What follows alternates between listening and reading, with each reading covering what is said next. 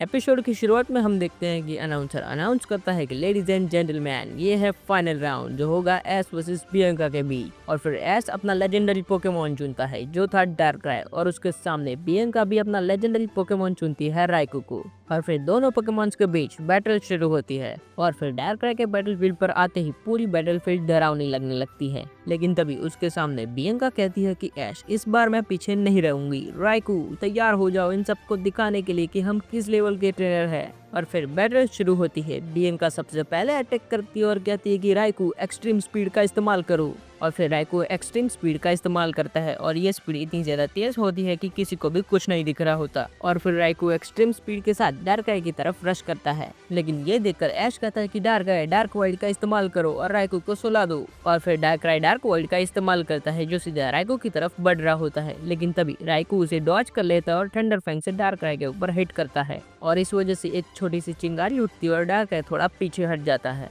लेकिन फिर ऐश कहता है कि डार्कराय डबल टीम का इस्तेमाल करो अभी। और फिर डार्कराय डबल टीम का इस्तेमाल करता है जिससे राइकू कंफ्यूज हो जाता है कि इनमें से रियल डार्कराय कौन सा है। फिर इसे देखकर बियंका कहती है कि राइकू डिस्चार्ज का इस्तेमाल करो सभी पर। और राइकू के डिस्चार्ज अटैक करने के कारण सभी क्लोन्स गायब हो जाते हैं, लेकिन रियल डार्कराय पीछे से ड्रीम एंटर का इस्तेमाल करता है और डार्कराय के ड्रीम एंटर के कारण राइकू को काफी ज्यादा नुकसान पहुंच रहा होता है, लेकिन फिर भी वो अपनी थोड़ी एनर्जी सेव कर लेता है। फिर डार्कराय स्लोली राइकू की तरफ मूव करता है और उसके आसपास सर्कल बनाना शुरू करता है और फिर वो सर्कल धीरे धीरे डार्क होता जा रहा था और इसी वजह से पूरे स्टेडियम में ठंड सी महसूस होने लगती है सभी को। और सभी लोग इंतजार कर रहे होते हैं कि अगला मूव कौन सा होगा, लेकिन फिर बियंका कहती है कि और ज्यादा टाइम नहीं मिलेगा, राइकू वोल्ट टैकल। और फिर राइकू अपनी पूरी ताकत लगाकर वोल्ट टैकल का इस्तेमाल करता है जो सीधा डार्कराय को जाकर हिट करता है। और वो जैसे ही डार्कराय को हिट करता है एक बड़ा सा एक्सप्लोजन होता है और डार्कराय हवा में उछल जाता है। और तो और इस अटैक की इंटेंसिटी इतनी ज्यादा होती है कि ग्राउंड पर भी थोड़ा क्रैक आ जाता है,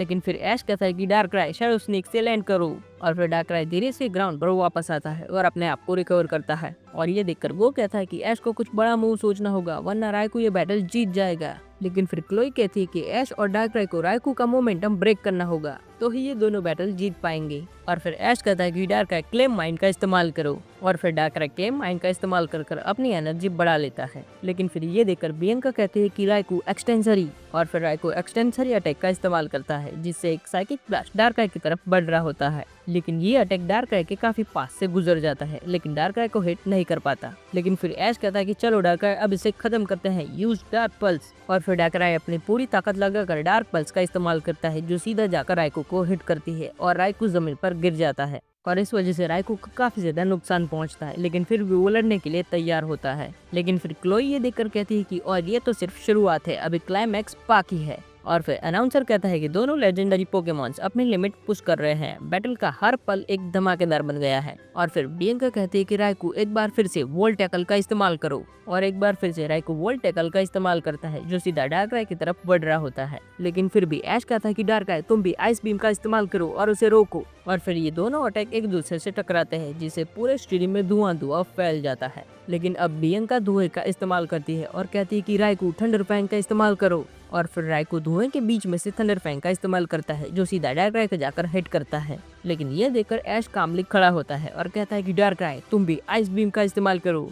और फिर डार्कराय भी आइस बीम का इस्तेमाल करता है जो सीधा राइकू को जाकर हिट करती है और इन दोनों अटैक्स के कारण दोनों पोकेमॉन्स को काफी ज्यादा नुकसान पहुंचता है, लेकिन फिर भी वो दोनों लड़ने के लिए तैयार होते हैं। और फिर ऐश कहता है कि डार्कराय शैडो बॉल का इस्तेमाल करो और उसके सामने बियंका भी कहती है कि राइकू तुम भी थंडर बोल्ट का इस्तेमाल करो। और एक और बार फिर से ये दोनों अटैक एक दूसरे से टकराते हैं, लेकिन दोनों पोकेमॉन्स को कुछ नहीं होता। और फिर बियंका कहती है कि राइकू थंडर अटैक आखिरी बार। और फिर राइकू अपनी पूरी ताकत लगाकर थंडर अटैक का इस्तेमाल करता है जो सीधा डार्कराय की तरफ बढ़ रहा होता है। लेकिन इसे देखकर ऐश कहता है कि डार्कराय जल्दी ड्रीम वर्ल्ड कॉम्बो का इस्तेमाल करो। और फिर डार्कराय का ड्रीम वर्ल्ड अटैक राइकू को जाकर हिट करता है और राइकू की सारी एनर्जी डार्कराय एब्जॉर्ब कर लेता है और इस वजह से राइकू काफी ज्यादा कमजोर हो जाता है। और ये देखकर वो कहता है कि राइकू का थंडर अटैक फेल हो गया, ये मैच अब ऐश के कंट्रोल में है। लेकिन एक आखिरी बार ऐश चिल्लाता है और कहता है कि डार्कराय शैडो बॉल, लेकिन अपनी पूरी ताकत लगाकर। और फिर डार्कराय अपनी पूरी ताकत लगाकर शैडो बॉल का इस्तेमाल करता है। लेकिन तभी बियंका कहती है कि राइकू प्रोटेक्ट का इस्तेमाल करो और अपने आप को बचाओ।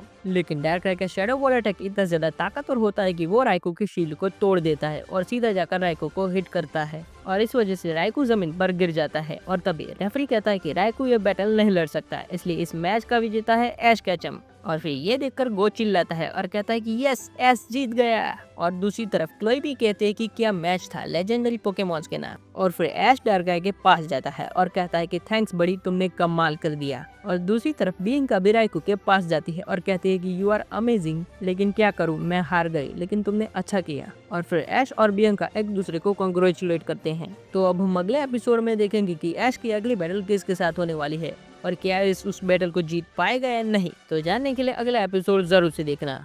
तो आज के लिए इतना ही, मिलते हैं अगली वीडियो में, तब तक के लिए गुड बाय।